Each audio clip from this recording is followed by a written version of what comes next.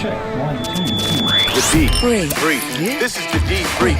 Your guide to Detroit. Your guide to Detroit's arts and entertainment scene. This is the D Brief. Welcome to the debrief for the week of March 26th, 2018. I am your co-host. My name is Seth Ressler. And I am Mike Jeter.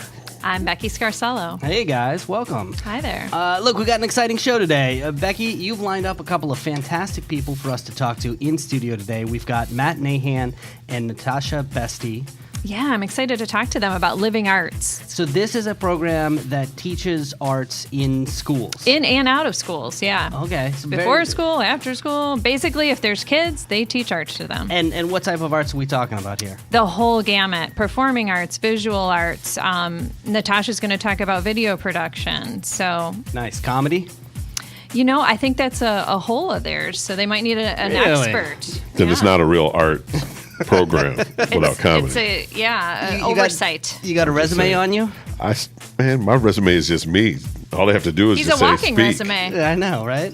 Seriously, have you ever taught comedy to kids, like your daughter or whatever? No, my daughter is naturally gifted. Honest to goodness. She got the gene. It she runs has in the family. gene. She has the GNA, is what I like to call it. All right, we also have Steve Byrne. He's the executive editor of the Freep Film Festival. We'll find out from him what that's all about. And Dave Phillips, the owner of Podcast Detroit. Guy that helped us out very early in this podcast. Yeah, I love Dave. Great guy. Great guy. So we'll talk to him as well. And of course, we've got all your Detroit concerts, comedy, movies, plays, and more. And by the way, if you want to find out what's going on in Detroit each and every week, we will email you all the info, all the stuff we talk about in this podcast. All you got to do is go to our website, thedebriefdetroit.com, and while you're there, sign up for the email newsletter. Let's get into it. The D Brief. The D Brief. Sports report. All right, Mike, let's start with sports. As usual, we're going to start with the Pistons. They have a slow roll to the finish of their season. They're taking on the Washington Wizards on Thursday before going on a road trip for a little shopping trip in New York City. They're going to take on the New York Knicks and the Brooklyn Nets. You need anything from New York while they're there? I need some Mike Jeter gear. Yeah. Oh, Becky's got jokes. You can get that online. I think now. you can get knockoff versions for cheap on New York City streets. Okay. Anyway, they're playing the Nets on Easter. The Wings go to Buffalo this week. Buffalo Sabres. They'll be taking on them. Then they'll come back home and unpack and sleep in their own beds to take on the Ottawa Senators before packing again to go to Ohio to face the Columbus Blue Jackets. Ooh. I think their colors have blue in it. Wolverines. Yeah. Michigan Wolverines. Basketball team. What a story. They have made it, ladies and gentlemen, to the Final Four after spanking Texas A&M and then slipping by Florida State. Big Blue takes on the powerful Loyola, Illinois. I don't even know what their mascot's name. I think it has something to do with lasers or gears or something. They're Robots. They're the Cinderella team on the tourney, Yeah, the they're 11th seed. They're taking on the Wolverines, and the winner, which will be the Wolverines, will take on the winner of the Kansas Jayhawks Villanova Wildcats contest for the national championship. To be won by Michigan, of course. You got money riding on any of these games here? I do not, but I did pick Michigan to go to the Final Four. You did? I did. So you would be doing well if you would... I would be doing very well. Actually, 3 of the teams that are in there I picked. I did not pick Loyola. Gotcha. You know, I heard there was only 54 out of thousands and thousands of predictions. There was only 54 people that picked these 4 teams for the Final Four. Yeah, and chances are they're from Chicago or have some affiliation with Chicago. So that's usually how it happens. Oh, not to be outdone by the basketball team, the Wolverines hockey team, they made it to the Frozen Four. Woo! The Frozen Four. That's awesome. That's 4 teams on ice. Yes, they beat the perennial contender Boston Terriers 6-3. This is the Wolverines' first trip to the Frozen Four since 2011, and they are one of 3 teams in history to have both their basketball and hockey team in the Final Fours of their respective sports. Those Wolverines will take on Notre Dame to fight awesome. in Irish April 5th in Minneapolis. And the Boys of Summer, they're back. They're back. Los Tigres. Oh. Woohoo! Our Tigers. They are back, kicking off the 2018 season at home against the Pittsburgh Pirates. We'll talk more about that later for a 3-game series before taking on their division rival, Kansas City Royals, with cheese for 3. You didn't know that? Royales with cheese is what they call them over in Europe. I caught the reference. Yes. I'm with you there. Yeah, okay. Burgers. I'm picking up what you're putting down. Yeah, Got it. exactly. The Lions, they signed Ontario native and ex-Seattle Seahawks tight end Luke Wilson. He has 2 L's in his name. That means he's from Canada. I think it's pronounced Wilson. Like the 2 L's are a Y. Like If you're from Mexico, it'd be Uke. Yeah, That's right. Luke Wilson. Wilson. Yeah, that's hard to say. Empty seats at the LCA? No way. People are buying tickets, as once thought, but they're not sitting in the seats. They're just roaming around to restaurants and buying up stuff. There's too much to do. Yeah, it's a mall in there. Yeah, absolutely. The Pistons are actually on track to sell their most tickets since 2010, and the Wings are expected to sell out all 41 home games. That's amazing. Really? So it's just That's been a big incredible. optical illusion. Exactly. Nothing to see here, ladies and gentlemen. Walk away. The Police Athletic League reopened a playground at the old Tiger Stadium site. This is exciting to me. Absolutely love it. They're doing it this weekend. Cars Nuts of Madison Heights donated $500,000 to sponsor the iconic flagpole that used to be at Tiger Stadium, right at center field. And the stadium will be called the Corner Ballpark, presented by Adient. That's cool that they kept this building around. They didn't Yes, blow not it up. 90th That they didn't do anything or with it. 70th. Adient. Adient. That's cool. Hey, that this has been a long time coming. I'm glad that's happening. Yeah. So, I'm super excited. I cannot wait to go down there. Mm-hmm. Check it out. stick around in a few minutes. We're going to talk about the concerts coming to town. Can't get enough. This is the D3. Subscribe on Apple Podcasts or wherever you find your favorite shows. All right, Becky, there's a big film festival coming to town. I know you had an opportunity this week to sit down and talk to Steve Byrne. Correct, yes. I went down to the Free Press offices. Steve is the arts and entertainment editor at the Detroit Free Press, and he's also the executive director of the Freep Film Festival. So the film festival is presented by the Detroit Free Press and the Michigan.com, which is the managing organization. Venues for this festival include the Fillmore, Detroit Film Theater at the DIA, Cinema Detroit, new this year, some Imagine Theaters, and a few more venues as well.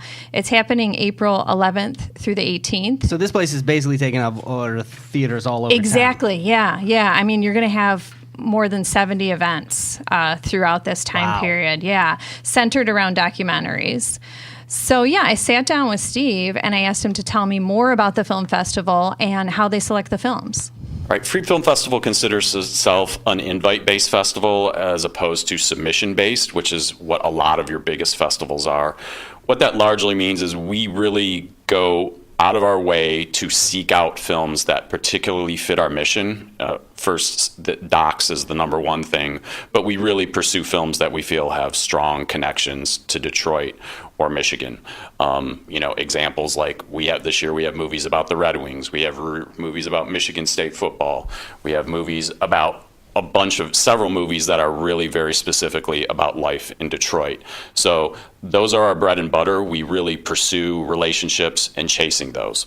That said, once we get a film and it's potentially available to us, we have a screening committee, which includes me and several other people. No film will get in the festival without at least two people signing on to see it. We have an initial screener that will kind of look at stuff and then pass it up if we feel it's strongly worth consideration. Then we have multiple people watch it. That sounds like a lot of work to go through and invite all the and that's unusual because normally you ask people to send in your stuff. Are there any comedy festivals that work like that? Yes. How often do you get invited? Never.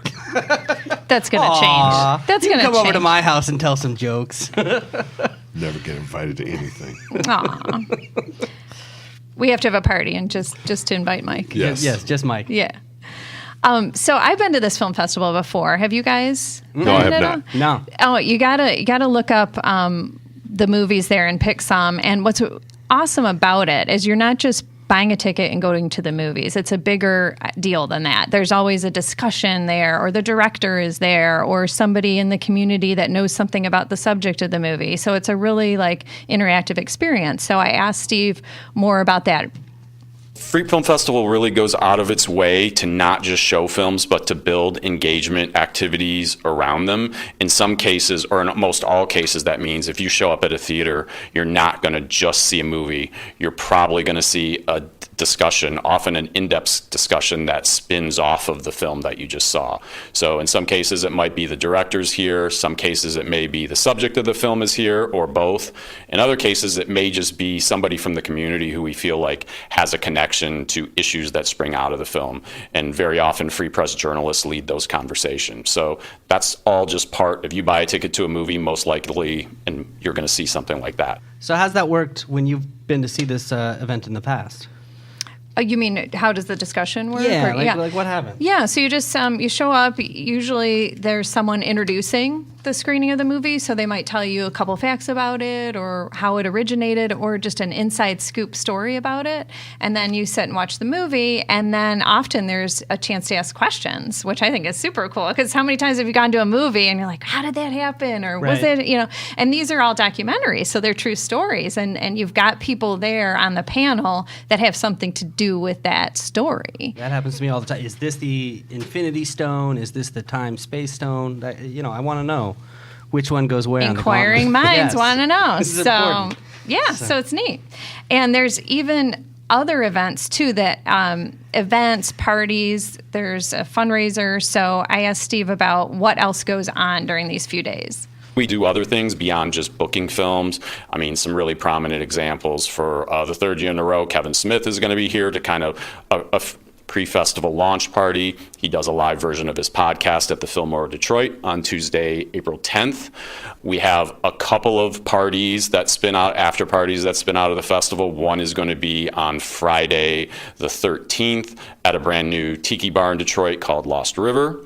On the 14th, we're doing a fundraiser for the DIA and the Detroit Film Theater. The DFT is one of our key, if not our most key, partner venue.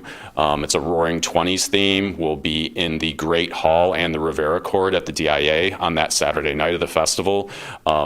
Open bar, strolling dinner, dress up, Roaring Twenties theme. So we've never done anything kind of on. We've done parties before, but never at this level. So we're real happy that that's on the schedule this year. I'm excited for Kevin Smith. I'm a fan. Oh, it's so cool, right? Yeah. He spoke at the Podcast Movement Conference a couple of years ago. He's fantastic. One year, we got to see if they'll let us. I was going to say, when are we going to film or record the podcast at the Fillmore? Yeah, I don't want to film it. No. I'm an audio guy. Unless you're wearing 1920s garb, then, No, I definitely don't want to film it if I'm wearing 1920s garb.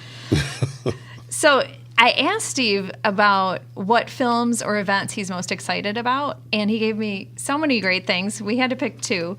But there's a venue in Detroit called the Jam Handy. I don't know if you've been to an event there. Oh, yeah. Have you heard of it? The Jam Handy. Exactly.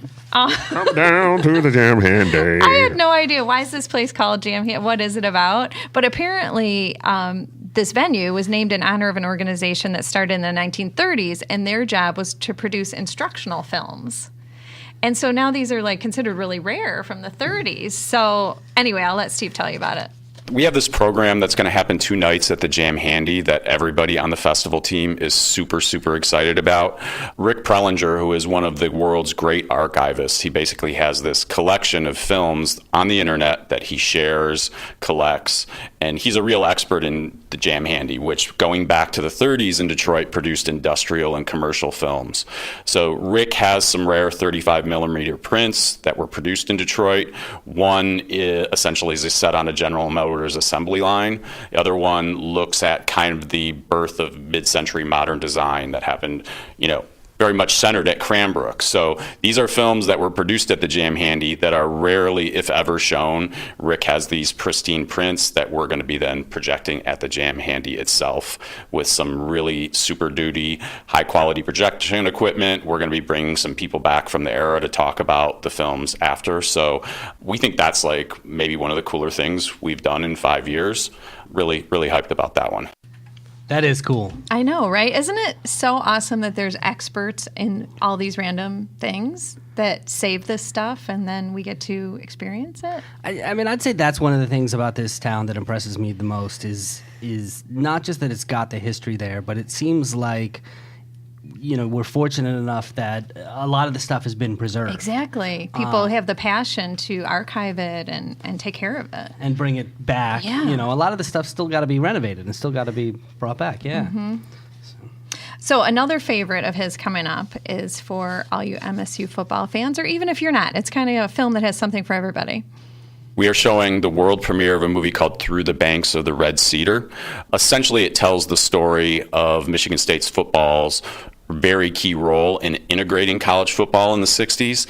Great legendary players like Bubba Smith, Gene Washington, Clinton Jones. MSU football coach Duffy Doherty was convinced that African-American players deserved a chance to play in Big Ten schools. And while they weren't the first to integrate, but the volume they did at it was really spectacular. They won national championships in that era. Many of their players went on to star in the NFL. Gene Washington, who was a star receiver, his daughter is a documentary film director, and so she has decided to go back into this era, not only tell her dad's story, but the broader story at Michigan State, and try to, while it's a sports story, it's also a family story, as she's trying to create a greater connection with her dad. That's a cool story. I know, right? It's way cool. I would watch that. Yeah, Definitely. I think that one will be very popular. And that's another thing, too. If there's movies that you go on, you see, go to freepfilmfestival.com. Freep is Freep, filmfestival.com. You'll see the whole lineup there. And if there's something you're dying to see and you don't want to miss, get tickets ahead. That was one thing Steve really emphasized. There's going to be walk-up tickets for certain shows, of course, but if you don't want to miss it, get tickets ahead online. All right, and the whole thing goes down April 11th through the 18th, so you got some time. All right, cool. Coming up in just a few, we're going to talk about what we did last week. This is the D Concert calendar. Hey, Becky, let's talk music for a minute. Let's do. So Wednesday, March 28th, we've got Lord at LCA. Thursday, March 29th, we have Keisha Cole at the Soundboard at Motor City Casino. Friday, March 30th, Air Supply at MGM Grand. I think that's Mike's cue. Oh, yeah. I'm all out of love. I'm so lost without you. It's like my dentist office in here. Saturday, March 31st, Judas Priest going a whole nother direction at Masonic Temple. That's a different dentist. Yeah. Pat Benatar and Neil Geraldo at MGM Grand. On Sunday, April 1st, Insane Clown Posse at the Fillmore. Oh, yeah. Fago galore. Yeah, those guys are local favorites, huh? Oh, yeah. Yeah, it's their big thing is spraying Fago on people. Yes. In the audience? Any particular flavor? Do you get requests? No. I think it's the whole rainbow of flavors. It's just the sticky stuff. Yeah. You can't be like, rock and ride. You can. Monday, April 2nd, Justin Timberlake, JT at LCA. He's bringing sexy back. Oh, he already brought it back. Yeah. New album is great, by the way. I had a sexy back once. Spent a week shaving it. Say no Waka more. Waka waka. Tuesday, April 3rd, Andy Grammer at St. Andrews Hall. So I got some news for you, too. If you had tickets to go see Pink at LCA on Sunday night, you got the notice she had to reschedule. She's still fighting that bailed. flu. Oh, no. Yeah. Still fighting that flu. So Pink is feeling green. She's So she's leaving her yeah. fans blue. She's yeah. Oh, you see that? That was a color joke. Got it. She has promised the full show. It'll be rescheduled soon. You can either get a refund or come on the new date. So, hey guys, there was a great article in the Freep this week about several local musicians kind of making it big, getting signed to record labels. I found this so interesting. You can look it up to see the whole list, but I just thought I'd highlight a couple for you. Bazi, he's a 20-year-old Lebanese-American singer-songwriter from Dearborn, my husband's hometown. He was just signed by Atlantic Records for his debut album. And he's going to be coming to town April 24th live with Camila Cabello at the Fillmore. Another really popular local band, Greta Van Fleet. Yeah, they've been huge. Big, yeah, huge. They're actually from Frankenmuth, of all places. They're classic rock. They were just signed by Lava Records. You can't be classic rock From Frankenmuth. like at the beginning. Like you gotta wait 40 years before you're classic rock. No, but they do. I know they sound like Zeppelin and all that. that stuff, but you can't be classic rock like right out of the birth canal. You've gotta Okay, come- that's true. And they are pretty young guys, but They're awesome. Listen to this. So Elton John picked them to headline his Academy Awards viewing party. Okay, that's big deal. And he introduced them by saying they're going to be one of the biggest new bands of the year. Yeah. So, He just cursed them. well, I don't know. I'm going to mark You know Elton's why he words. let them do that? Why do you Because think? Elton John thinks that they're bringing chicken from Frankenmuth with them. See, That's he why. wants that chicken. He wants the chicken. He doesn't care about the band. Yeah, you guys can headline.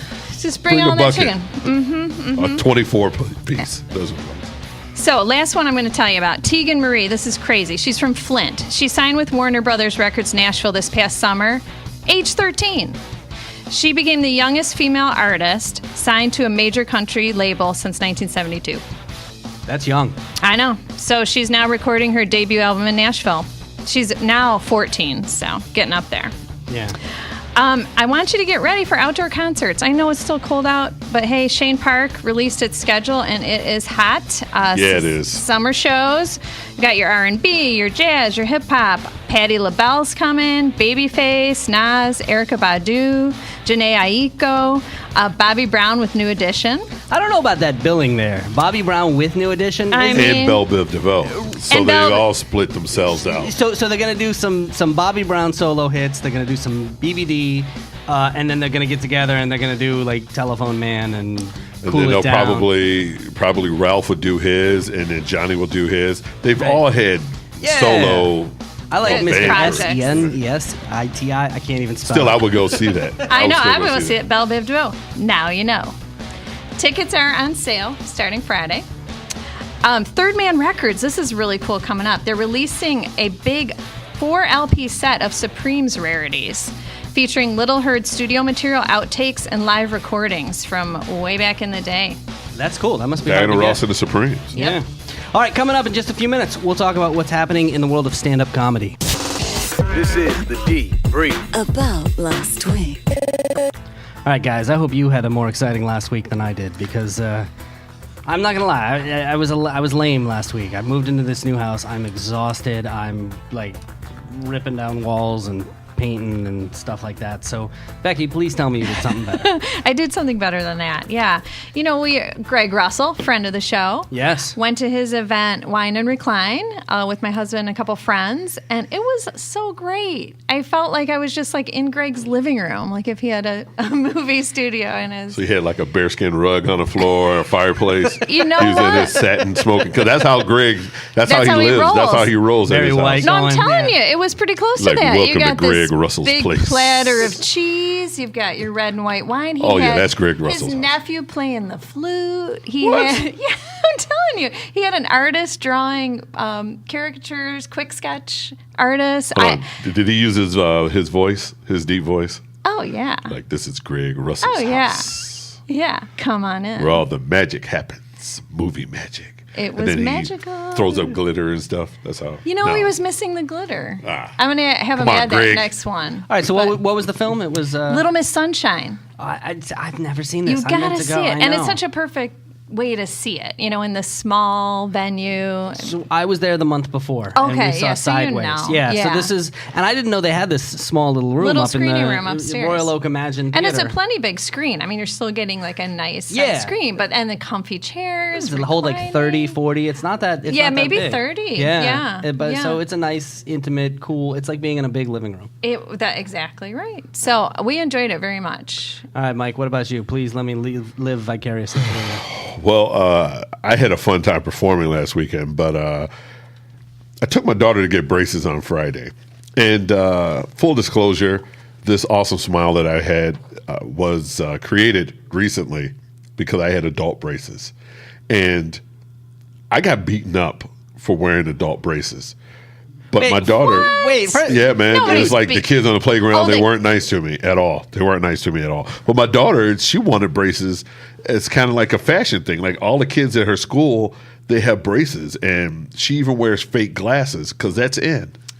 And you That's know it what? You now. can pick your colors now for your braces, like the Right, rubber bands in exactly. between. Like you could do tiger's colors or Exactly. Yeah. But you know, the thing that irks me is the braces cost $5,600. Yeah, that's a Exactly. lot. So that's a very good. I told her you have a really good used car in your mouth, so you better take care of them for the next X See, I amount know. of time. My guys had braces, and then they won't wear the retainers, and I'm like, oh. Oh, she's wearing her. She's going to have a it. permanent retainer. Yeah. Not that it's going to be a permanent retainer, but I'm going to make sure it's glued to her teeth permanently, so she'll never have to take it out.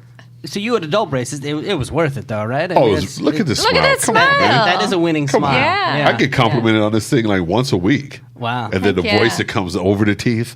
Oh my God. There is and no- a good looking face that's pushing the voice Oh, over the it's teeth. just the whole I'm package. the full package. Whole That's what I package. am. As a comedian, could you write that off your taxes? I mean, that's a business expense, isn't it? Your smile is, it's like insuring Beyonce's legs. Let's just you know? say maybe, Yeah. in case the government's listening. Check with your accountant. Yes. All right, you guys had a better week than I did. Do we so, cheat them and how? That's yes. Hey, coming up in just a few, we're going to talk about opening day. Welcome to the D. Free.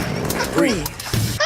Funny stuff. Mike, what's going on with stand-up comedy? All right, at Big Tommy's Comedy Club at Novi, from Carlito's Way, and from Scarface, where he played Chi-Chi, Angel Salazar. He'll be there spitting jokes Friday and Saturday. At Casino Windsor, ventriloquist Paul Zerdin, and funny man Piff, the Magic Dragon. I saw him on America's Got Talent. That dude's funny. Yes. I think that guy's very funny. Yeah, they'll be at Casino Windsor. So if you have a passport, go over there. If you don't, you have to stand by the Detroit River and look through the window or something. Mark Ridley's Comedy Castle, as heard on Sirius XM. Derek Richards, very funny guy. I've worked with him several times. Like that guy. He's from Vegas. Ann Arbor Comedy Showcase. Been on Conan, on Fox's Laughs. It's Steve Gillespie. He's a funny guy as well. That's why he's at the Ann Arbor Comedy Showcase. Punchline Comedy Lounge in Southfield. Carl Anthony Payne. You know who he is, right? No. You know who he is? It sounds familiar, but I don't know why. All right, he played Cole on the hit TV show Martin. Oh, right. Was Yeah, it? we were talking about Martin. Yeah. Yeah. The guy that played Cole, his friend, Gotcha, he'll be gotcha. there at the Punchline Comedy Oh, that's Lounge in fun. Southfield Thursday through Sunday. So after you're done eating ham and eggs, boiled eggs, go over there. And Good Easter See, show. my girlfriend gets so mad at me when I say this, but I never really watched Martin. And I know that in Well, we're Detroit- about to get mad at Yeah. you then, too. that's a shame. You've That been in is- Detroit I on the watched- radio too? I watched Friends, man. You could have watched both. I know. Oh, boy. No, he couldn't have. No, he couldn't have. I guess we're talking about Seth. As Yeah. soon as you watch Martin, you'd quit watching that Friends stuff. And at the Holly Hotel, Kurt Bogus. He'll be there with the oh-so-funny Tony Adamschick. Hey, I got an opportunity to talk to the owner of Podcast Detroit about all the podcasts going on over there. They've got a ton going on. I mean, we're talking dozens. Really? Yeah, you'll hear that conversation in just a few minutes. The D. Free. All right, I know this is a big deal. I know this is like a religious holiday here coming up in Detroit. Opening day. Yeah? Talk to me about what Yeah, that means. right before Easter, too. Yeah, here in the city of Detroit. Thursday, the Yeah. 29th. So it's opening day, and then it's Good Friday, and then it's Holy Saturday. Super Saturday? Oh, Holy Saturday. I Yeah. forget. I don't know what it is. So, yeah, man, opening day in Detroit is it's major. It's a big deal. Biggest in the country. Is Biggest it in going to the be country. this year, though? I mean, I'm hearing it's going to rain. I'm hearing ticket sales are not. Yeah. Let me tell you, I've sat out there in snow. Sometimes Snow, yeah, freezing super cold, snow. It didn't matter. They packed out, but that was at Tiger Stadium.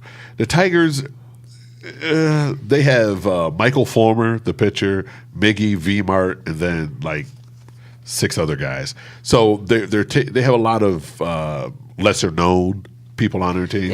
Look, I don't know that much about sports, but I know what rebuilding year means. Yeah. I know what Yeah. that's a euphemism. Yeah, they had a for. fire sale. They got rid of Verlander and all, all of our favorites. But the ticket sales are pretty slow, and it doesn't look like a sellout at this point. It might Got some jump. days. It got a few. Let's days. just say if you don't go for the game, you should go for the food. Oh, you have to go for the pregame Because- festivities. and everything else and the camaraderie. So I've never been. What happens at the pregame festivities? Well, local radio station, the sports station, The Ticket, they have their pregame or their opening day block party. So they have the Ticket chicks are down there. Their radio celebrities are down there. They have different athletes come in. And it's food and it's drink and it's a big party in a heated tent. It's a good time.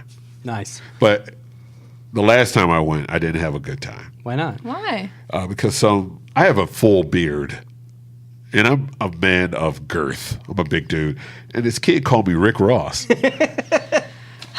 I don't even see it. I don't see it. I don't know. Yeah, he didn't see it either when I jabbed him in the eye with this left hook. Right. You don't call me Could be. Rick Ross. I mean, I'd rather you call me Diana Ross we're right, or Betsy 'cause Ross. You're authentic. Like, you are your own person. And Rick Ross is. Well, he's a bit of a poser.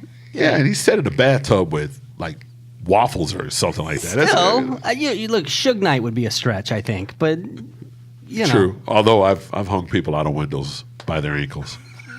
I mean, who hasn't, though? We're Just from saying. Detroit. They asked for it. Yeah. All right, so opening day this Thursday. You still have to go, regardless. You have to go. It's a right. It's a rite of passage to be in Detroit. You have to go down there at least once. You're going to go, right? Yeah, Seth? you got Well, to that go. depends. What time do I get to start drinking? Oh, 9. Oh. 7. Well, actually, 7 a.m. it's 7 the next day or the I'm previous in. day, rather. Well, I'm yeah. in. But the game doesn't start till what, 1:10? 1. Yeah, Yeah, there. I about. can't drink that early. I'll fall asleep during the game. Yeah, start at 10 or so. Yeah, all right. Yeah, everyone But else then- is going to fall asleep. That's what I just said. Their Yeah. team sucks. But then once you get into the game, you got all this good stuff. Like, Mike was super excited about this donut ice cream sandwich. Man, who does that? Oh, man, I cannot wait. I just want one. I don't care how much it costs. A donut ice I cream. will pay Yes. a king's ransom for a donut ice cream sandwich. That does sound good. I know. And all the vegan friends can have buffalo cauliflower. So What? I'm just saying, you can get Yeah. an apple pie egg roll, That sounds good. right? And that just lets you know how badly they expect the team to do because you're just going down there to eat at this point. yeah. Yeah. You're buying a ticket and you're going down there to eat, especially after that whole dog park thing. Bark in the park. Bark in the Good park. Good God. Tiger bark. I feel my allergies acting up right now. All right. Well, good luck, Tigers. Opening day is Thursday, March 29th, against the Pittsburgh Pirates. Los Tigres. And like we said, game is at 1:10 p.m. Keep up with us. The D. Download our mobile app. The D. Free. All right, Becky, you don't know this, but before we got here, Mike and I were working on this podcast deep in the lab. You know, that's how we would say. We were practicing for a while there, Okay. right? Before we Oh, pulled yeah. this whole thing I'm glad together. you did all that before I came. Yeah, right. I don't have the patience for that. Just let's get to it. Yeah, we painted the room before you came in. He said, okay, good. Now you can move Okay, the the furniture. queen has There you go. arrived. Right. And honestly, a lot of that lab was Podcast Detroit over in Royal Oak, which Okay. is this great facility that they put together there. And they've really done a nice job of making it easy for people who want to do podcasts to come in and launch a podcast. And so what has happened is you've had all these people from the Detroit area coming in and putting out fantastic, great podcasters, even if they're not, necessarily the most technically inclined people. Oh, cool, It's real yeah. easy for them to do. Yeah. And so I had an opportunity earlier this week to catch up with our friend Dave Phillips, who Good man. yeah, Good man. he's been supportive of us. He really is. He started by co-hosting this podcast called IT and the D, Okay. which is all about IT. I-T in the D. Yeah. That's got a good ring to In the it. D. And then somehow that grew into Podcast Detroit. So I started by asking him, look, tell us, what is Podcast Detroit? We kind of describe ourselves as the easy button for podcasting. We've got 4 studios in our Royal Oak location, another one down in Southwest Detroit. And, we've got all the gear, all the soundproofing on the walls, the technology's all here. We want you to worry about come in, sit down, record, and walk away. And we take care of the rest. We handle syndication, distribution, and everything else. I mean, that pretty much is what it is. It's the easy button. They do that well. That's pretty sweet because I feel like there's a lot of people out there with things to say, with good voices, but who don't have the technical skills and invest the money and all the time in getting the equipment. And so what you wind up getting is this really broad range of podcasts that I are covered. bet, yeah. So I actually asked him about that, and he told me about some of the podcasts that they've got. We always say if we don't have a podcast for you, then you're not really looking for anything. We've got everything from girls talking about relationships. Reasons Why I'm Single is hilarious. We've got boxing, wrestling, MMA shows. We've got soccer shows. We've got Geek Life, movie reviews. We've got the Detroit Lions record their podcast with us. The Detroit Red Wings alumni record their podcast with us. So everything from sports to tech to relationship to business, dating. I mean, you name it. We've got 90 odd shows here. So there's something here for everybody. That's a lot of shows. That is. Yeah, and with the Red Wings and their alumni recording it, there's probably like 26 teeth in the entire room. Yeah, that's So- true. They don't need That the braces. podcast sound like But I will say that as podcasters, it's nice to have a strong podcasting community, to feel like there's other guys out there, and we've run into a number of them. Tim Kiska doing the Detroit History podcast. We had Jeremy Allen from WDIV on doing his podcast. And it is cool to have that broader... Oh, yeah. People that bounce ideas off of, get techniques from. The Detroit And you do Cast crossover Press. shows too. Like I had a podcast show there at Podcast Detroit, and I did a crossover show with another podcast. Two completely different ideologies, but it was fun. Yeah. Oh, I'm imagining the combinations. Oh, boy. This could be really interesting. Oh boy. So I asked Dave, I said, pick a show, tell me about it. And here's what he chose. Reasons Why I'm Single. I'll start with that one.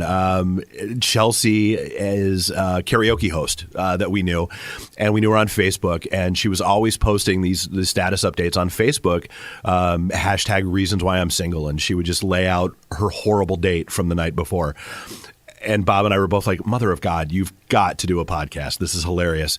And so she started her show about 2 years ago now.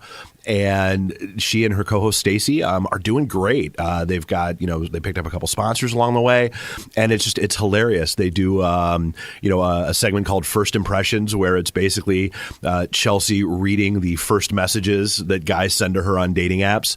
And wow, in general, on behalf of my gender, sorry, ladies. I got to listen to that one. Wow, that's I funny. hope none of those are from me. Oh, no. Listen to ours first, then go listen to that one. I'm afraid I'm going to go, oh, yeah, I did send that. Wait, that was me. Yeah, I was drunk when that one happened. Yeah. You mentioned the Red Wings alumni podcast. Right. Dave told me about that one as well. Let's go with the Red Wings alumni. So, the Red Wings alumni, it's Eddie Mio and Michael Dore, a.k.a. Newman, usually joined by somebody like Darren McCarty, is in the studios a lot, and, talking old-time hockey as well as, current events with the Wings and that sort of stuff. So, it's a really great show if you're a Wings fanatic at all. So, yeah, big cross-section of shows. Everything you could possibly want coming out of there. If you are somebody who enjoys listening to podcasts, maybe you thought about podcasting, because this happened to you, right? This is where you got started with podcasting, yeah, right? definitely. Man. You were doing one out of there. They have something called Free Podcast Day. Okay. Where you can actually go in and try your hand at making a podcast. Nice. Yeah, it's the first Saturday of every month. Dave told me about that as well. Yeah, so Free Podcast Day, the first Saturday of every month. So the next one is Saturday the 7th. People go to our website at podcastdetroit.com, click the Free Podcast Day link and fill out the form. You request a time slot just so that we can make sure we have engineers staffed and all that stuff for everybody. And away you go. You come in and you record and you walk away, just like all of our other shows. And it's fun. To me, one of the best parts about doing this and running Podcast Detroit is watching people either in studio or walking out of that studio with the same exhilarated look on their faces that I always get.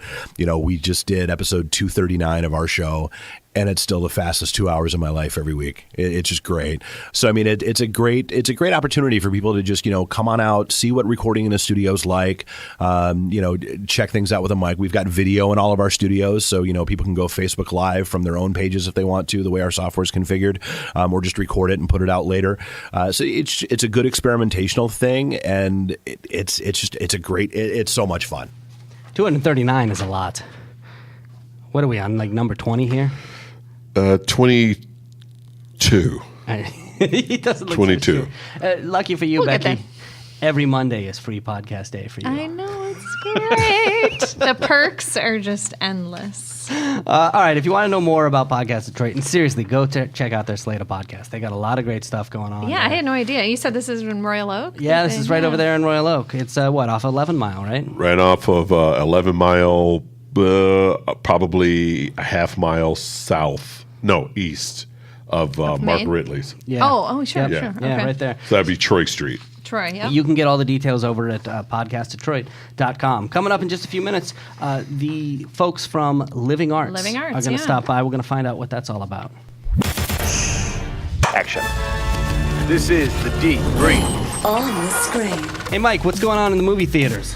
Well, one huge movie and then another movie of note, Ready Player One. This Steven looks cool. Spielberg's video game masterpiece is coming out Thursday. This looks amazing. It really does. Absolutely. Yeah. And it looks like it has every video game and cartoon and Iron Giant is in it. Right. Yeah, a lot of 80s references. I read the book, and when I was reading it, it's just you build this image in your mind. I was like, it'd be so cool to see. Like an arcade. Yeah. So I saw the trailer with all the references, but I don't know the basic plot. What's the basic plot? It's basically in the future, everyone lives a virtual reality. So even going to school or work, you're at home, but you immerse yourself in the virtual world to interact with people. And Mark So it's The Zuckerberg Sims. is right. And Mark Zuckerberg's like the grand lord of Yes. everything. Yes, basically. I am the warlord. Well, yeah, that's one to see. That's definitely one to see. Yeah. Then Tyler Perry's Acrimony. It looks pretty deep, man. Taraji P. Henson in there, probably Medea. I'm sure Medea will show up at some How point. many films has Medea been in at this point? I think it's, let's see, Medea Goes to Mars, Medea versus Why not? Jason. Let's just estimate. Versus Freddy. I think it's like 77. There's Skillion Billion. I wonder seriously if that set a record for the same character be. being in the Could most movies. Well, you had Ernest, too. Ernest did. I'm just saying, all Medea is Black Ernest. He went to camp, and then what did he do? Then he went straight to VHS. He went to hell to fight Freddy and Jason, just like Medea did. It's all tied in together. At the Main Art Theater in Royal Oak, Death of Stalin is playing. Very light weekend there because it's Easter. So Death of Stalin, Flower, and their Friday, Saturday midnight movie is 16 Candles. Great film. yes. Great film. So you can go both Friday and Saturday night. That would be awesome. At the Maple Theater and Kitchen in Bloomfield, we have The Leisure Seeker. Now, this movie stars Helen Mirren and Donald Sutherland. They're a runaway couple escaping Boston, who isn't, to head down to Ernest Hemingway home in Key West in their old RV, aptly named The Pleasure Seeker. What? Huh. So, anywho. So a sexy film. Or The Leisure Seeker. I'm sorry. Not that. That's the worst mental image I've had just don't- since Trump got spanked with a magazine. Listen, Helen Mirren is the hottest. I don't care if she's 70. She's hot. She's a class act. She is hot. 7 days in Antibes. I still don't know how to pronounce that. Antibes? Anyway. There's too many Yeah, vowels too many B's. and Not consonants. enough. Not enough R's. There's too many just letters. And also the Death of Stalin is playing there as well. At the Detroit Film Theater at the DIA, Legend of the Mountain. A traveling scholar intent on translating a Buddhist sutra loses his way in the mountains. He discards his notion of reality as time and space collapses around him, bringing him face to face with ghostly visitations in a fantasia of color and light. Sounds like an LSD trip. I was going to say, yeah, something. Or you should take one so you can really see what the movie's about. Yeah, I think it would because enhance all this it. other stuff is going to be googly goop. But go check it out, man. Sounds cool. Cinema Detroit has Oh Lucy, which has nothing to do with Lucille Ball, and A Fantastic Woman is also showing there. And peep this, Netflix, they dropped a new movie about 80s rapper Roxanne Shante called Roxanne. And it stars Detroiter Shante Adams. Oh, that's cool. Yeah, she's playing Roxanne Shante. Her name is Shante Adams. That's amazing. So it's Roxanne Shante Adams. Nice. Coming up in just a few minutes, we'll talk about what's happening That made no sense whatsoever. on the theater stages. It sounded good in my head. It sounded brilliant. It was, It had a ring to it. yeah, it had a ring to it. Stick around. This is the D. Free Family Fun. All right, Mike, Becky, we've got two very special guests here in the podcast studio with us. They are from Living Arts, which is a fantastic nonprofit. We have Matt Nahan, he's on the board of directors there, and Natasha Beste, who is a teaching artist. And she's also with the band Odd Hours. Matt and Natasha, welcome. Hey, thanks for having us. Thanks for having us. Hi. So let's start with this. What is Living Arts? Well, it's an amazing arts education organization, but Matt, do you want to Yeah. So Living Arts is a really outstanding org. We employ professional artists to infuse arts into the lives of young people in the city of Detroit and beyond. So when you say infuse, how does that work? I mean, what are you guys doing? Well, when we're in the classroom, when we're in school, we team up with in-classroom teachers, and we're looking at their curriculum, and we're it's exactly what it says, arts infused. We're infusing art elements into what the children are doing in the classroom. So, for instance, I'm a teaching artist, and I work with animation and video production. So maybe we will go into a science class, 8th grade science class, and we'll do something like a Bill Nye the Science Guy, and produce a video that incorporates what they're already learning, but with technical and artistic skills.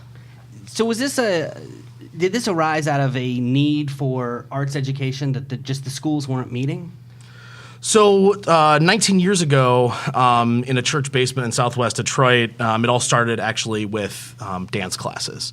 And so all these years on, we have in-school arts, we do out-of-school arts, which take place at the Ford Resource and Engagement Center, the Mexican Town Mercado.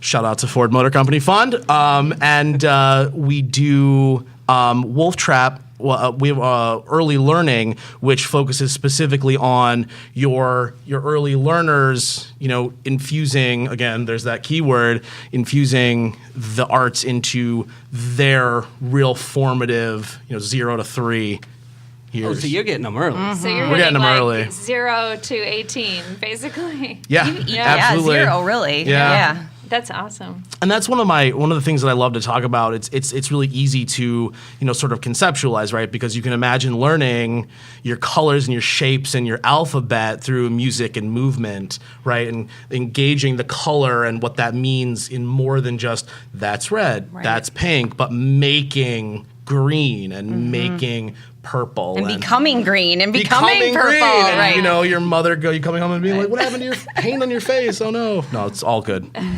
But this is all happening at the schools. Yes. So- we're yes. in school. Yeah.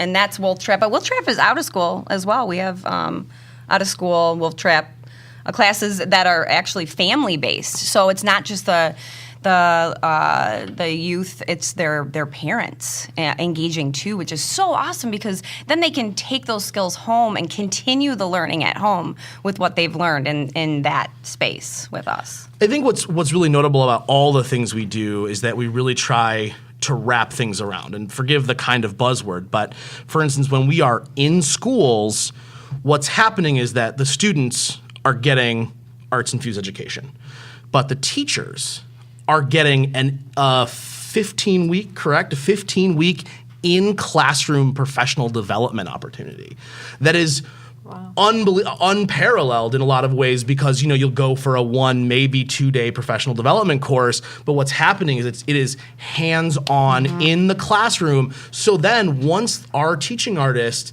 all of whom are so awesome, once they leave, that teacher is equipped for the remainder of the time that they are a teacher with the skills, specifically the skills, but also sort of how to bring arts into science, into history, into math, right? Oh, wow. Got it. So this really fills a need that no one could do alone, where you're sort of the experts that come in and teach the teachers to then carry it forward, whether every school couldn't do this by themselves. So do they contract with you, or how does the relationship get set up?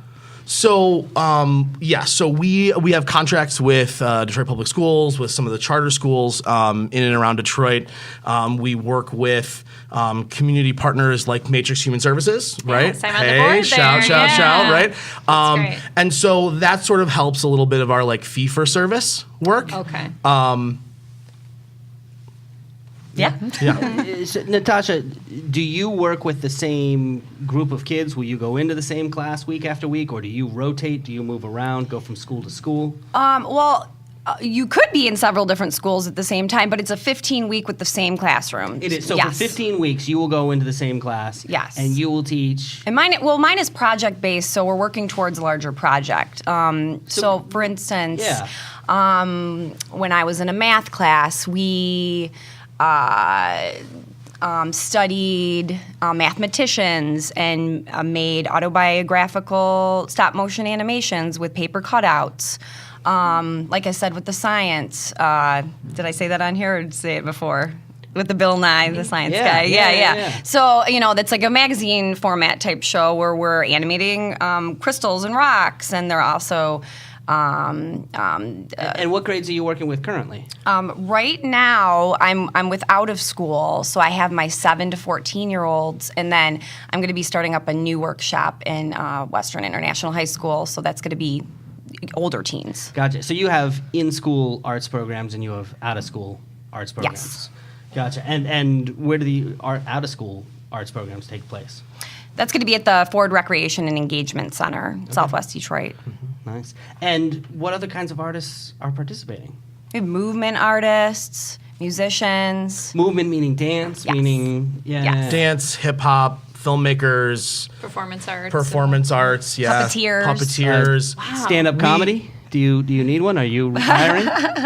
I mean, I could fill in. Hey, Teach the kids some knock-knock jokes. there you go, some one-liners. There's definitely an art. Yeah. Yeah, so we really do try to cover all of the bases as much as possible. Of course, obviously literary arts as well, to make sure that the exposure isn't just one discipline, but it's across sort of all media. And a lot of these students, we get them when they're in elementary school, and then we have them through middle school. Then we have them in high school. Maybe not, I don't have the same ones, but they're getting a living artist, teaching artist in a classroom somewhere throughout the year. So it's really cool. They're like, oh, living arts is back. We're really excited, and they kind of know the drill. They know what's going to happen, know what's going on. So it's really awesome. So how many artists are we talking about, and how many kids are you reaching? Oh wow! It's We have growing and growing. Yeah, we have really quite a group of teaching artists, and I'm just going to be honest. I don't know the exact number, but Just throw one out 20. there. I think it's Yeah, 20. I think it's about 11 skillion billion. I think or it's something. 20 million. It's 11 No, skillion. no, I do 11 think it's- skillion. yeah. You heard it here first. New math brought to you by my debrief. But the thing is, we've been working and doing this for so long that we have a really great group Roster. of teaching artists, a great roster of folks, and so sort of as service expands and contracts based on the season, there's Based on need.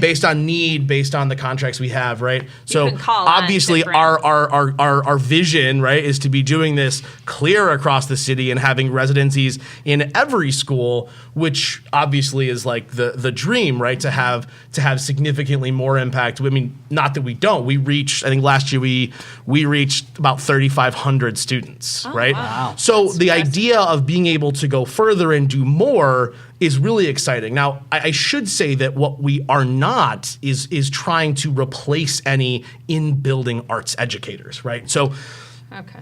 our goal is to be infusing into the classroom, be professionally developing, as we talked about, those teachers, but we still definitely believe that there should be a committed in-building arts educator, which is not what our teaching artists really want to do by and large, right? Because they're professional working artists, which is why they are all so valuable, is because they are directly connected to the work. They are doing the work and hustling to make it happen. And we can show them the pathway to that. We have that in us, and it's a natural language for us to speak, and a lot of them stay in touch. I know I've been with Living Arts for 12 years, so I have. When they were like 12, now they're, what is the math on that? Shoot, 24. 24. So, they're adults now. So it's amazing. Do you have any stories of, kids that have gone through the program? And Well, it's funny because I'm a teaching artist, and I'm a director. I also sing in a band, so I will have shows. I'll be out in the nightlife at art shows, and I'll run into students. So that gets a little scary because that's Yeah. crossing the world between me, the performer, the artist. They can drink now. Right. Yeah. It's like your baby's growing up. It's scary. It's a little scary, but Yeah. it's fun, and that's another thing. That we're going to talk about a little bit later with the event, it being a nighttime event. All right, well, we're going to talk about that in just a moment because you guys have a big fundraising event. We're going to get all the details about it, so if people want to support the organization, this is how they can. You guys will stick around and tell us about that in just a few? This is the Deep Brief. On stage. All right, Becky, what's going on in the theaters around town? Okay, at Detroit Repertory Theater, Harmony Park, a world premiere, opens on Thursday, March 29th. At the Fox Theater, we have The Sound of Music, Friday and Saturday, March 30th and 31st. Wayne State's Hillberry Theater is closing Saturday, March 31st. Stupid Effing Bird, so catch that before it goes. Tipping Point Theater in Northville has Ripcord, a dangerously funny battle of wills. Michigan Opera Theater is opening Tosca, a Puccini opera, on April 7th. Fisher Theater, their next show is opening on April 10th, The School of Rock. Moth Storytelling at Marble Bar, that comes out once a month. The next one's April 5th. Yeah, we've been talking about that. Yeah, I mean, wildly popular. Mike, we got to get you on stage for one of these. I would love to. You got to get on I have it. lots of stories to tell. I know, good ones. Have you guys been to a Moth event? I know what it is. I've never. You Have gotta you? go. Yeah, I've been to. Oh, I've cool. been to not in a while, but back when it was still at Cliff Bell's. But sure. I've been to 2 of the Grand Slams. Shout out to Dame Wilburn. Yes. She's a multiple time winner. Yeah, so it is such crazy a good. fun event. Get your tickets though, because they go fast. Exactly. Sells So out. tickets are on sale 1 week prior. So this Thursday, March 29th, 3 p.m. They've been known to sell out in less than an hour. So get on that. Where are they happening now? Marble Bar. Oh, okay, cool. Yeah, it's a nice room. It's a really cool room. It's a to do good it in. space, yeah. Also, some more tickets on sale for something you're going to want to do. DIA members are able to buy the tickets now for the new traveling exhibit of Star Wars costumes. Oh, yeah. Yeah. Yeah, I'm all over that. More than 60 costumes from the first 7 Star Wars movies. Mike, you'd look good in Princess Leia buns, I think. No. Oh, Help me, Obi-Wan Kenobi. So- You're my only hope. I'm trying to go all Ewok. I'm down with the Ewoks. Not that white bikini. No, You're gonna go no. for? All right, and public tickets go on sale for that on this Sunday. The exhibit doesn't open until May 20th, but you need tickets. On Wednesday, this Wednesday, March 28th, there's an opening reception of a photography and visual art show called Not Your Assumptions. This is celebrating women who are defying gender biases and stereotypes while overcoming the odds. It's from 6 to 9 p.m. at Detroit Fiberworks. This runs through April 28th, but you might see my photo on the wall in that one. Yeah, I've seen this photo. That photo was taken here, wasn't it? Here in the studio. Yeah, so look at that. I'll be there. All right. Saturday, March 31st, there's a cool dance event. It's called Motor City Bhangra. It's a competition. It's at Music Hall. And you might ask, what is Bhangra? Do you know, Mike? Oh, yeah, I do. You do? I get down with that every weekend. He bongras in front of the mirror. Bust the move? late at She night. Bangra. She Bangra. So it's a Punjabi folk dance from northern India. And I just watched the video about this. You guys, it is a happy dance. You're going to want to see this. I'm sorry, I only do Southern Indian dances. That's how I get down. I only do Bharatanatyam myself, but Yeah, well, Gesundheit. doesn't everyone? I mean, as you do. as you do. I heard all the kids are doing that. Yeah, are you guys teaching Bhangra yet? That's got to happen soon. I think we need to continue to expand our repertoire. Yes. Obviously, thank you for catching that us on in. that one. All right, we'll find out more about that in a bit. This is the deep. This is the deep. Deep. This is the deep brief.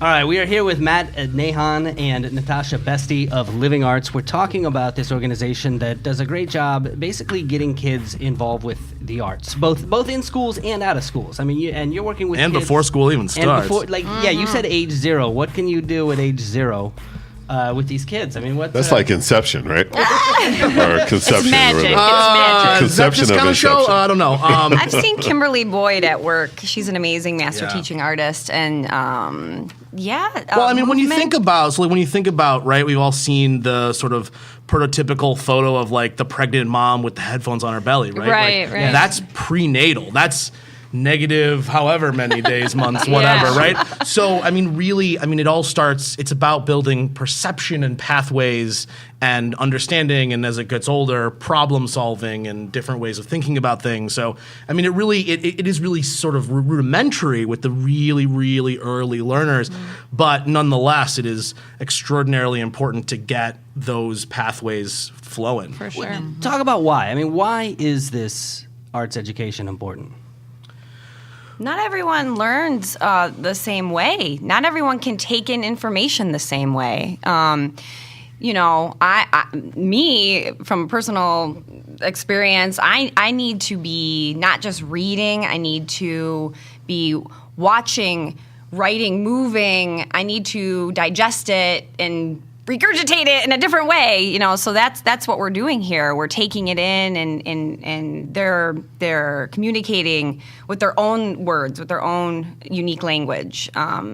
What they're learning. Yeah, and there's so much research connecting the disciplines. Like when you're a musician, you're going to be better at math, and those types of connections. So I think also too for some students, right? I mean, I've heard stories from teaching artists, from students where you go into a classroom and everyone's really quiet, and there's that one kid who's really reserved, and by the end of the 15 weeks, by the end of the residency, that student, that They're child helping teach the class. Well, they've learned, they've found something maybe that they're good at. They found out that maybe their brain isn't broken, but it was being approached the wrong way. They sometimes will break out of their shell and become talk a lot more. I mean, it has to do with how they learn, when they learn, but it also, I think, just has to do with how our brains develop and the different sorts of inputs. I mean, if you hear tens of thousands of words when you're a child, you may grow up to be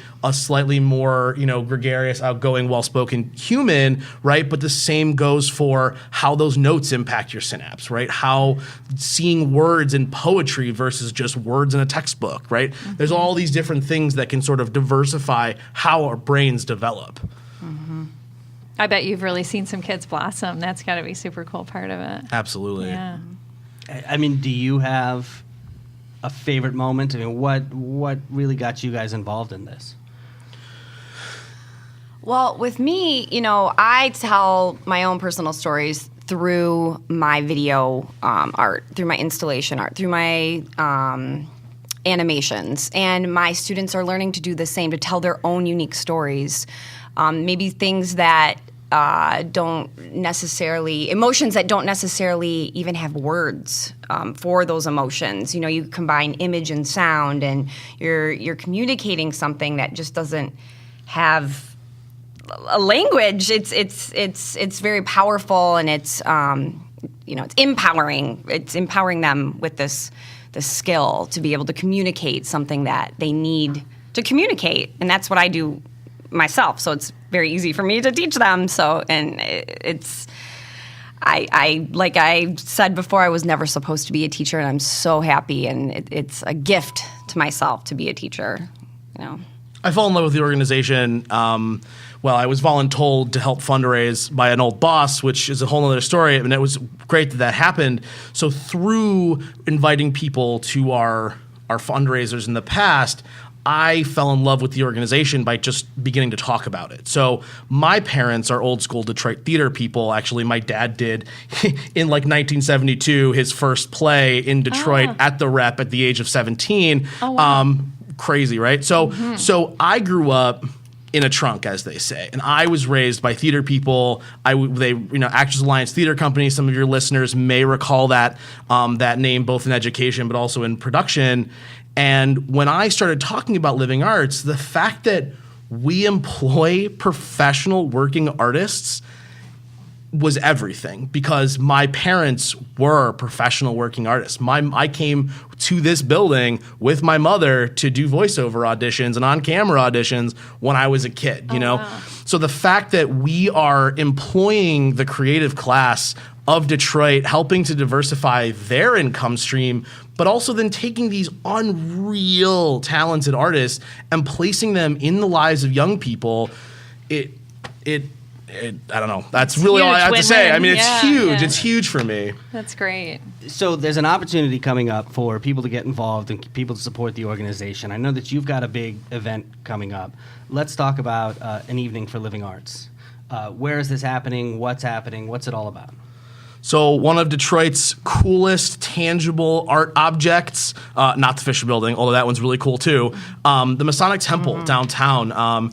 The evening is going to take place in one of the parlors and the Commandery Chapel, which if you've seen photos, it's the one with the really cool three-dimensional lit cross hanging from the ceiling. It's going to be a really awesome evening. drinks, hors d'oeuvres, people you haven't seen in a long time, great performances from the students, from teaching artists, some cool video work, some animation from Natasha students. The great Brendan Asante is going to be emceeing the evening. My band. Yeah, Odd Hours. Yep. Yeah, let's talk about Odd Hours. Sure. And what do you play? I'm the lead singer. You're the lead singer? Yeah, and I produce. For the longest time, those two worlds were very much separate on purpose. My nighttime me and teacher me, and this is going to be really the first time that they get to mesh together, and it's terrifying, but it's also really exciting. Really, really, really exciting. So this night sounds like you get to go to a cool venue and have great entertainment. Absolutely. And good food, et cetera, et cetera. Yeah. While supporting a great cause. I mean, it sounds like Absolutely. a fun time. Nice. And this is all happening April 19th. Yep. Correct? This is the big annual fundraiser that you guys do. You guys do this once a year? Yeah, we've been doing it for, 7, 8? Yeah. Around there, yeah. But have you always been doing it in the evening? It's always been at about, 8 o'clock in the morning, so everyone's getting their donuts and their bagels. It's going to be a little bit, a different vibe, and I'm so excited for it. I'm so excited to have, that nighttime feel. A little less business, a little more party. Party, a little definitely. more party. I mean, the other thing too. I mean, 2 years ago, actually, it'll be 3 years ago. After our last breakfast fundraiser, we just took a look at some of our, the numbers and the attendance and all the things that go into planning an event, which, as many of you probably know, is enormous. Yes. And we just realized that it just wasn't serving our purpose, right? So we would try to fit all the stuff into an hour and show off students and show off teaching artists and then make an ask. So we decided very intentionally to switch, and so last year was the first year that we moved it to an evening performance because our assets are the teaching artists, the students, the arts, right? So why not present that in a ever more theatrical, more produced sort of way? And so we did that last year, and then this year is the second year, and it's we're really, really excited. Plus the margins on those bottomless mimosas are not that, You're right, exactly. not that good. You've got jokes. I know. All right, so people can get all the details over at livingartsdetroit.org. That's your website. And they should head out to the event, April 19th, to the evening for Living Arts. Well, look, Matt and Natasha, thank you so much for stopping by and telling us all about it. This is really exciting. Thanks for having us. Very exciting. I can't wait for the event. I'll be there. Yeah, thanks for having us. We're looking forward to it. This is the D. Detroit. This is the D. Breathe. There it is, one more show in the bag. That's how it's done, son. Goody. That's how we do it, son. All right, let's say thank you to our guests, and thank you for bringing these guys back. These guys are great. Matt, my pleasure. Nahan and Natasha Beste of Living Arts, very cool organization. Oh yeah, and you can tell how passionate they are about the mission. Absolutely, yeah, absolutely. And look, I mean, I think this really is getting kids involved in arts of all different kinds. Please go out to the event. It's happening on April 19th. Correct. At the Masonic Temple. Go support them. Also, Steve Byrne, the executive director of the Freep Film Festival, that's coming up. Over 70 documentary films? Is that what you said? Oh, yeah. And Yeah, I'd if like you to add go in all check the that out. events and stuff, I mean, it's close to 100 things going on. Yeah. So go check that out. Also, Dave Phillips, owner of Podcast Detroit. Fantastic facility. Support everything that they're That's doing. my buddy, man. He's a great guy. Go do that. Thank you also to Jag and, of course, to our intern, Spencer. Mike, you got some shows Spencer. coming up? Yes, I do, sir. I'm doing a charity event this Thursday for Judge Vonda Evans. It's at They Say Restaurant in Detroit. That's a cool place. Yeah, it's $30 to get in there. It's a great lineup of comedians. Come on through. Nice. And Becky, what's going on? You have Feet on the Street Feet on the tours. Street tours, yeah. So just check out enjoythed.com for our lineup of the Eastern Market Come Hungry, Leave Happy tours. They're selling out fast. Everybody's got spring fever and wants to come out to the market and stroll and eat their way through it. So check out that. I know our April date's already sold out, and some May's dates are getting close to sold out. You got to plan ahead, people. You got to plan ahead. And call us for private tours. People often ask me, how many people do I need for a tour? Just the other day, I think it was Thursday or something, we did a tour just with 2 women, a mom and a daughter. So I have no friends. I can come. You can come by yourself. Yeah. Okay. And give us a call. The website is enjoythed.com. And our website, of course, is thedebriefdetroit.com. While you're there, like I said, you can join the email list, sign up. We will send you each and every week a list of everything that we talk about on the show, everything that's going on around the city of Detroit. Also, if you like this podcast, you can find it wherever you find your favorite podcast, whether it's Apple Podcasts, whether it's Google Play Music, or Stitcher, or Spotify. Your friends all think you're a big deal because you're in Spotify, right? Exactly. It's like, woohoo. Yeah. I'm not going to correct They're like, them. what is Spotify? I am not going to correct them. Just go with it. While you're there, subscribe, and please, seriously, leave a review. That What helps about our other people app? find the show. We've got an app as well. If you like That's how I listening listen that to way, it. yeah, download the app. Whether you're on an Apple iPhone, whether you're on an Android phone, you can find it there. And look, seriously, if you enjoy the show, do us a favor, tell somebody. Yeah, Post share it, something share it. on social media, tweet about it, and we check because Mark Zuckerberg sends us all the Facebook data every week. He lets us know We do. exactly. We know what you're doing. We've got Yep. your text messages going back to 1973. He's got it all for us. But no, seriously, thank you for listening, and we'll talk to you again soon. The Debrief. Your guide to Detroit's arts and entertainment scene.